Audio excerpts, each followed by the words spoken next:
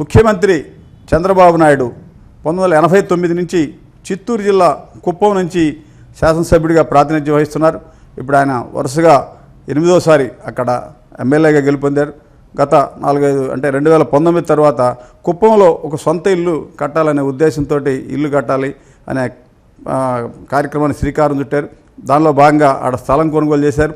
ఆ స్థలం రిజిస్ట్రేషన్ అయిన తర్వాత ప్లాన్కి కుప్పం పురపాలక సంఘం నుంచి అప్రూవల్ ఇవ్వలేదు, అంటే ఆమోదం తెలియలేదని ఇటీవల ఆయన కామెంట్ చేశాడు. ఇదంతా జరుగుతూ ఉన్న దశలో 4వసారి ముఖ్యమంత్రిగా బాధ్యతలు స్వీకరించిన చంద్రబాబు ఒక వారం రోజుల క్రితం కుప్పం పర్యటనకి వెళ్ళారు. ఈ సందర్భంగా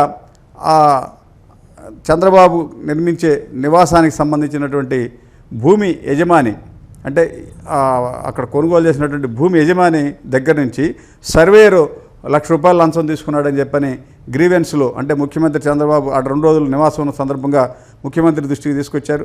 సార్, ఇక్కడ మీకు అమ్మిన భూమికి కూడా సర్వేయర్ నా దగ్గర ₹1,00,000 లంచం తీసుకున్నాడని ఫిర్యాదు చేశారు. దాంతో వెంటనే చంద్రబాబు ఆ జిల్లా కలెక్టర్కి ఆదేశాలు ఇచ్చారు. నాకు అమ్మిన స్థలం కూడా రైతు దగ్గర నుంచి లంచాలు తీసుకోవడం ఏంటి, ఈ వ్యవస్థ సబ్ రిజిస్ట్రార్ వ్యవస్థ మీద పూర్తి స్థాయిలో రిజిస్ట్రేషన్ విభాగం మీద దర్యాప్తు చేసి నివేదిక ఇవ్వాలని చెప్పని ఆదేశాలు ఇచ్చాడు. దాంతో చిత్తూరు కలెక్టరు హుటాహుటిన దీని మీద పూర్తి స్థాయిలో రంగంలో దిగి భూమి అమ్మిన యజమాని నుంచి పూర్తి వివరాలు సేకరించితే ఆ భూమిని సర్వే చేసేటువంటి సర్వే విభాగం వాళ్ళు ₹1,00,000 లంచం తీసుకున్నట్టు అంగీకరించారు. దీంతో ఆ సర్వేను సస్పెండ్ చేశారు. ఇప్పుడు రాష్ట్ర వ్యాప్తంగా ఇది హాట్ టాపిక్గా ఉంది. చంద్రబాబు నాయుడు కొనుగోలు చేసిన భూమికి కూడా రిజిస్ట్రేషన్ స్టాంప్స్ సర్వేర్ విభాగం వాళ్ళు లంచాలు తీసుకోవడం ఏంటనేది పెద్ద వెలుగులోకి వచ్చింది. ప్రధానంగా ముఖ్యమంత్రి స్వయంగా 4వసారి ముఖ్యమంత్రిగా ఉన్నటువంటి చంద్రబాబు నాయుడు కొనుగోలు చేసిన భూమికే లంచాలు తీసుకుంటా ఉంటే రాష్ట్రంలో సర్వేయర్లు సర్వే వ్యవస్థ, రిజిస్ట్రేషన్ వ్యవస్థ ఎలా లంచగొడితనంగా ఉంది, ఎలా వ్యవస్థ కొనసాగుతుందనేది ఇప్పుడు అన్ని చోట్ల చర్చనీయాంశమైంది. రాష్ట్ర ప్రభుత్వం అంటే జాతీయ స్థాయిలో కూడా ఈ ఆన్లైన్ రిజిస్ట్రేషన్ విధానాన్ని ప్రవేశపెట్టింది. అంటే మన భూమి ఎక్కడైనా ఏ రిజిస్టర్ ఆఫీసులో నుంచి అయినా సరే సర్వే నెంబర్ ఉంటే ఎక్కడి నుంచైనా మనం రిజిస్ట్రేషన్ చేయించుకునే అవకాశం ఉంది. దీన్ని అడ్డం పెట్టుకుని అనేక అవకతవకలు జరిగాయి.